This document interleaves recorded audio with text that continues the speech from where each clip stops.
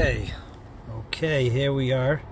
Let me turn this around and let me see what we get over here. Sorry that it'll be a little shaky over here because I'm actually in the car. I'm in the car. Oopsie. Okay. I'm in the car because I just finished doing an unveiling. Let's see if I could get this looking normal. Sorry. A best of a shig over here. Hold on. Okay. Cannot turn the phone while live, it tells me. Okay. You see me? You don't see me. Okay, I hope you see me. Let me make a bracha. Baruch atah Adonai Eloheinu melech haolam shehakol nihiyah bidvaro. That's number one. Number two, since it's the month of Elul, let me blow shofar over here in my car, and I don't want to do shofar blowing while I'm driving because I'm right near a cemetery here, and I want to be able to walk away from the cemetery. So here we go. Hold on a second, and let's do this.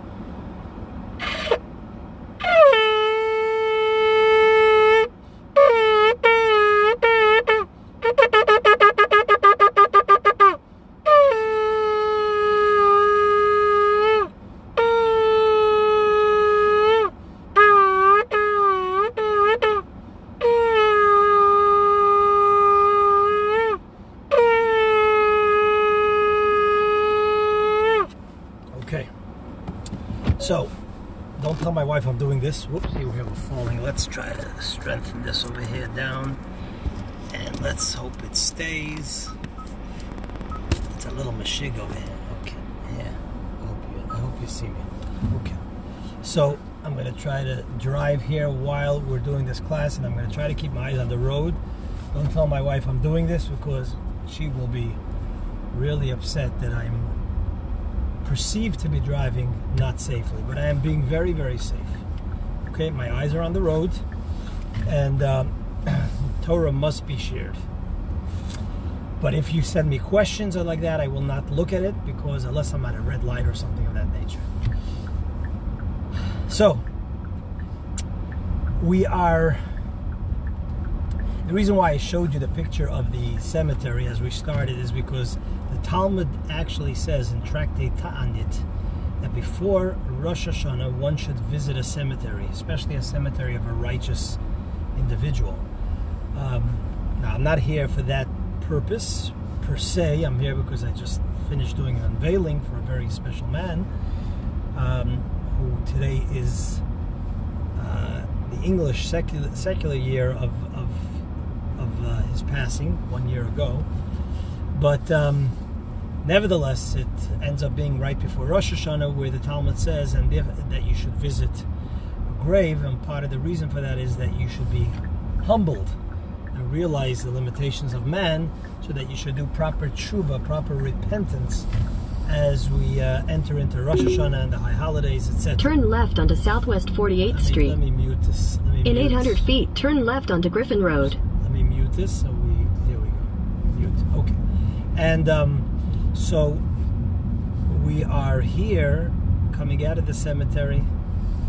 And again, as I started to say, it is part of the reason for that is so that we are humbled and remember what life is all about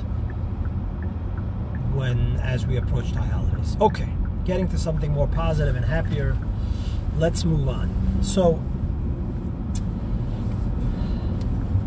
the wish that we wish each other as we approach the new year, as we all wish each other a Shana Tova. Now, what does the word Shana Tova mean? Where does it come from? Why Shana Tova? Now, Shana Tova, for those who speak Hebrew, or those who went to Hebrew school, you probably know that Shana Tova means a good year. Shana means year, and Tova means good. And what does Shana Tova stand for? Shana Tova stands for the fact that we wish each other a good year. But why is it called Shana? Because why does Shana mean year? So there are various explanations, as I will elaborate. Shana in Hebrew has three letters: Shin, Nun, and Hey. A Shin, a Nun, and a Hey. Now, the numerical value for that is, a shin is 300, a nun is 50, and hey is 5, which means that the numerical value for that is 355. Why is a year, a Shana, called Shana? Because the standard year, Jewish year, has 355 days. To be exact, it's 354 and change. We round it off, so we have 355. Verstehst?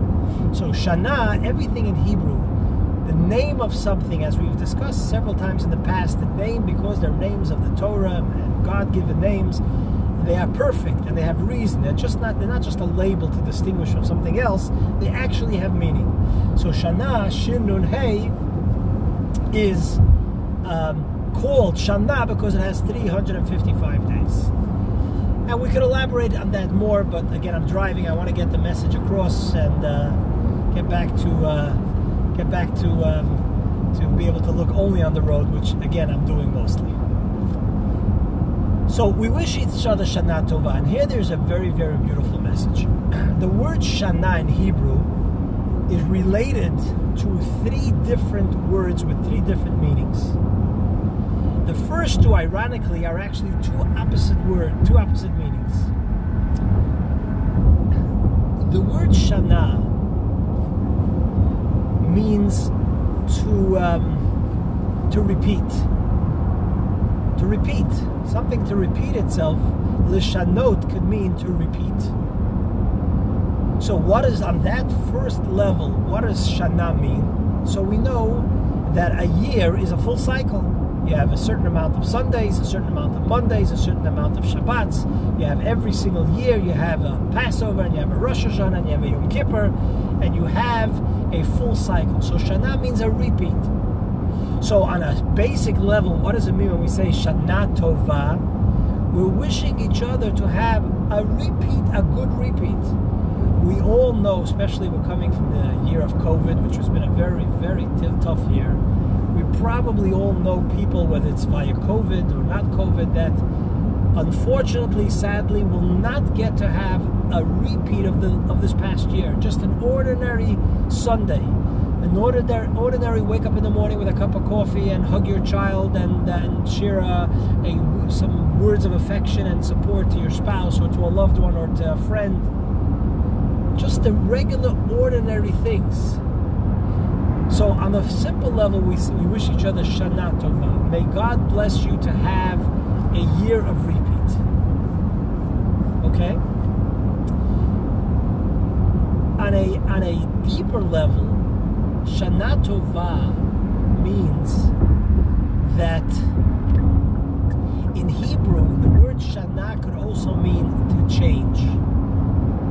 So Lishanot could mean to repeat, and Lishanot could also mean, interestingly enough, the opposite. It could mean to change.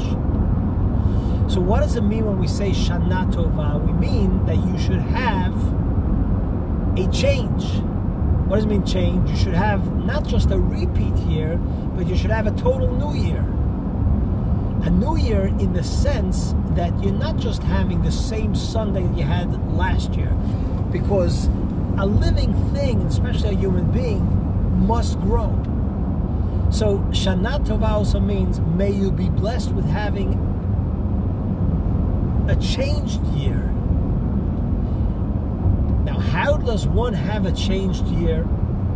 So there we come to the third meaning of the word Shana, which means Shana could also mean Shoneh, related to the word Shoneh, which means like Meshinanta, which means to study and to learn. And of course, for first and foremost, the most important study is to study Torah, which gives us meaning, perspective, priority in life. So here is the deeper meaning when we wish each other Shana Tova. Shana Tova, we say to each other the following. We say, may God bless you to have a repeat. You should be able to repeat and have an ordinary Sunday and Monday and Purim. And we say, Lahavdil, you should have a Thanksgiving. You should have that blessing which many did not have and are not having. And then we say that you should have not just an ordinary Sunday. The Sunday that you had last year should be a whole new Sunday.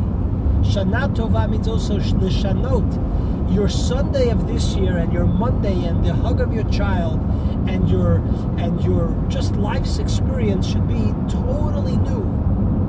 It should be a whole new, a Sunday infused with a whole new appreciation and meaning, because you're a year older, it's a new year, a new energy that comes from above, and therefore you shouldn't just repeat last year.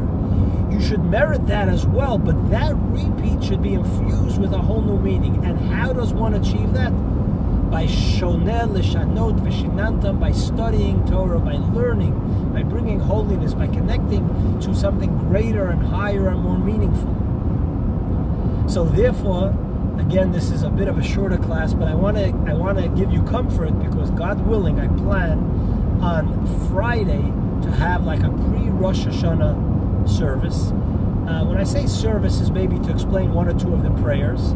I want to make it very clear that this, and even the shofar I blew before, is because it's customary to blow shofar on Rosh Hashanah. But you cannot, N-O-T, you cannot fulfill your mitzvah, your biblical mitzvah of blowing shofar or hearing shofar via technology.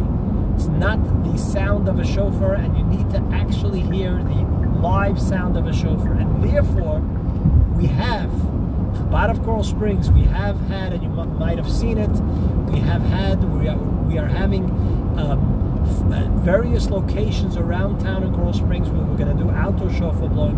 For details, go to our website, www.coralspringschabad.org, or go to Facebook. We have posters up,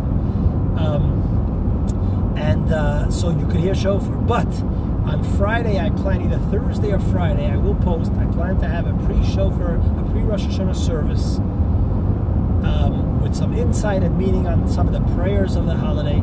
Please do join. Again, I will publicize more details. This afternoon, I believe at 4 o'clock, we have a live Zoom and Facebook pre-holiday Sweet Beginnings, I think it's called. We're going to be having a live Zoom. We actually have a very nice short message from the Governor DeSantis, to the Coral Springs Jewish community. So please tune in for that. So that is today's shorter class as I'm driving. But I want to end off wishing everybody a Shana Tova with all the meanings as I've just said. And I also, on Rosh Hashanah, we do again the Birchat Kohanim. So God willing, when we have our service, our pre-Rosh Hashanah service on Thursday or Friday, we will be doing the Birchat Kohanim. I wish you all to be well and have a fantastic and wonderful Shana Tova, K'tiva v'Chatima Tova. You should be inscribed for a good and sweet